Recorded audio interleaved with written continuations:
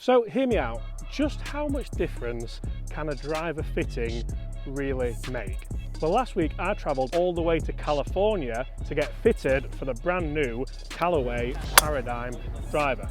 See guys, I've been very lucky. I've tested all the drivers that have come to the market so far this year, and it's fair to say I've quite enjoyed the Callaway Paradym Triple Diamond drive. The ball speeds have been phenomenal, spin rates have been fantastic, and to be honest, I've been bombing it.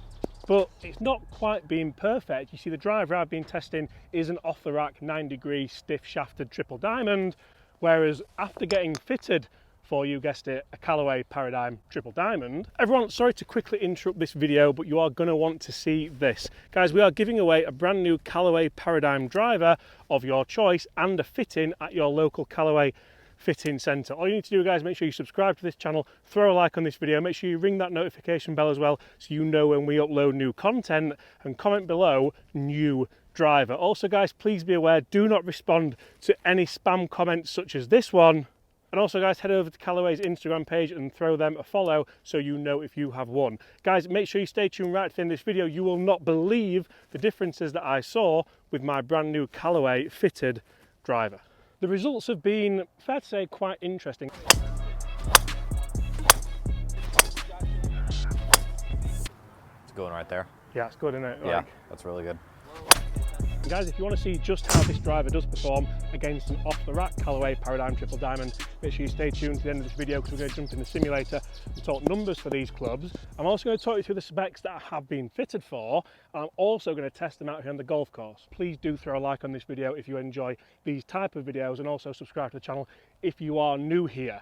Now I'm going to hit you one of each, then we're going to talk specs, and I don't know which one this is. So I'll tell you now, they've both got the same shaft in them. A hazardous 60 grams, 6.0 low spin with 3.5 degrees of torsional stiffness. And for me, this is always the best way to run a test like this. Do it blind. So when I was in the simulator room testing these for numbers, for dispersion, for everything, I got people to pass me the drivers in and out so I didn't know. You see, there's only little subtle differences here that could make all the difference. It's a ball number one. We've got a ball number one and a ball number two. First shot. Okay, nice one, little low down the middle, tiny bit necky, but I'm taking that as a miss hit all day long. Now we'll hit ball number two using driver number two. Again, I don't know which one this is. Then I'm going to talk you through the spec differences and how little tweaks could potentially make all the difference to your game, especially if you're spending this amount of money. And the big thing is, I really enjoy going to club fittings. I almost treat them like lessons. I was trying to learn something. I just enjoy hitting balls. Right. Oh yeah. Oh yeah. I mean, that's probably a bit of an unfair test because that was a totally different golf swing. But lovely high fade down the right hand side. And I'll be able to tell you now that this club, this is actually the fitted one. So this is actually the same head. It's a 9-degree head, but funnily enough, we've lofted it down to 8 degrees, which I couldn't get my head around at the time. So basically avoid left. Yeah.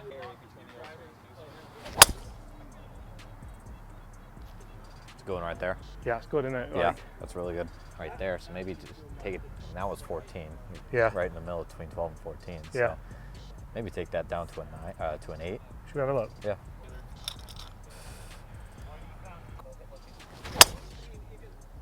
It's a little bit better right there. Yeah, it's a better window, isn't it? Yep. Much better. Like 2000 spin at a 160 balls, like. Ideal. Yeah, it's ideal for me. It's never going to get too much faster. Mm.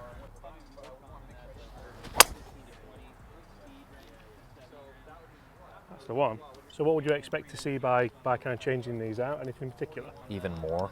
I mean, seeing if anything changes launch and spin. Yeah. If any, it would. See if it brings it down a little bit. Definitely more penetrating. Knowing you can hit it, keep it a little bit lower in that window. I'll explain this a little bit later on in the video. We've also got different weighting proportions here. So you'll see this fitted club has a 6-gram weight in the front, and then in the back we have a 10-gram weight. So there's still 16 grams between them, But as opposed to the standard off-the-shelf version that comes with a 14 gram weight in the front and a 2 gram weight in the back, obviously you can change these round. In my video reviewing the Paradym Triple Diamond driver, I did kind of move these round and saw a bit of success. You can imagine 14 grams and 2 grams, it's a huge difference in the centre of gravity of this club as opposed to just a 10 gram and a 6 gram, which makes it play for me a little bit more kind of stable, a little bit more, I'd say, forgiving, and to be honest, more in the realms of a kind of normal everyday driver as opposed to a mega low spin tuck. Can we just talk through that strike? Like, that was always going to be a good shot, wasn't it? I absolutely love the way this thing feels and sounds. And for me, getting that peace of mind with the fitting, I had no idea that this was a fitted one when I hit it just now. But also, I lofted it down to 8 degree for me, made it look a little bit more open as well. So I'm trying to eradicate the left side of the golf course. And that feels like it's making a difference. It's never going to make a huge difference. It's never going to be the be-all and end-all. But like I said earlier, if you're spending this money, then I would definitely recommend you go and try every different option that's available to you. And these fitting kits with the weights are available as well. So it's not just something that you have to go to California for. If you're going to get fitted for one of these drivers, I'd definitely be asking to have a look. Now, I hear what a lot of you are probably saying. Well, James, that first swing was terrible. It was a really heely shot. Yes, it was down the fairway, but the second one's always going to be further. And that's the fitted one. Yeah, it is, but I'm not trying to say here that a fitted driver will end all your woes, will add 30 yards onto your drives, and will have you hitting every single fairway. But again, if you're spending this amount of money, you wouldn't go and buy a car without making sure it had the right seats for you, would you? Or the right wheels on it you wanted, or it had the right engine for what you needed, economy-wise or speed-wise, or both. And this fitting almost feels like that's what I've done. I also tried the standard Callaway Paradym X head, the kind of bigger head, and for me, it just didn't really work that well. It was a little bit too high, the spin rate was a little bit too high, and it didn't really work. No, it's good to count it out, but it's not there, is it? No. I did quite like the fact that it didn't work, because I don't like the look of that head. But I also like the fact that the numbers added up that it didn't work, so I could discount it, because if it worked a lot better than the Triple Diamond, you're obviously better off having that in the bag. And that for me is 100% what golf club fitting is all about. Yes, it's about eventually having the right driver for you, the perfect irons for you, the right golf bag makeup for you.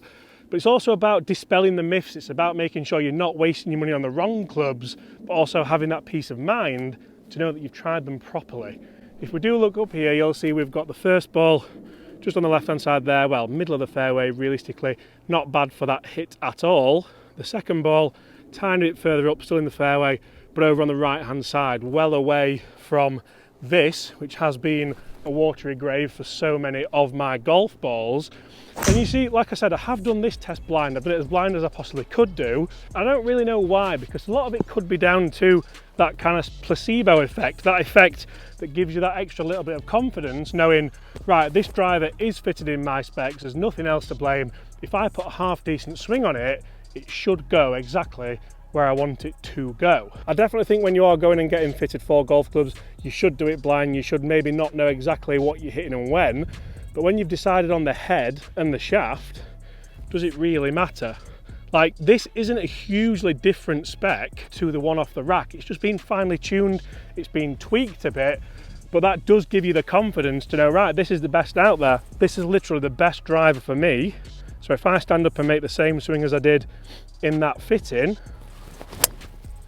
that should be the outcome.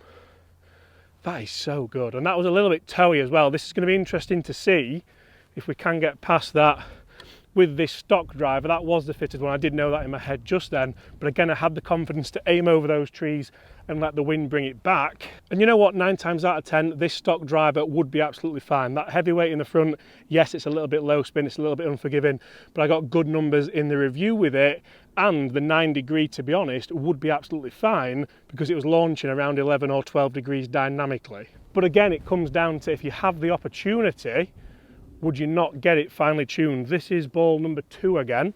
So number 1 this time is the fitted driver. Come on, same shot. Oh yeah. Start a bit further left, but exactly the same kind of strike. I think that might be a little bit past it. 9 times out of 10, like I said, this would be fine. But also, I suppose, there's the idea that if you are a little bit of a golf nerd like I am, you just enjoy the process.